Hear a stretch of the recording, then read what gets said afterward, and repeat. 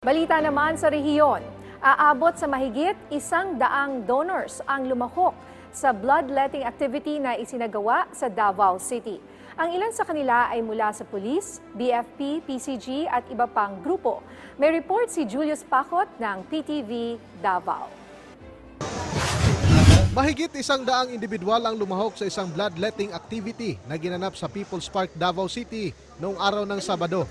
Ang bloodletting activity ay pinangunahan ng opisina ni Davao City 1st District Councilor Tec Ocampo kasama ang Philippine Red Cross Davao City Chapter.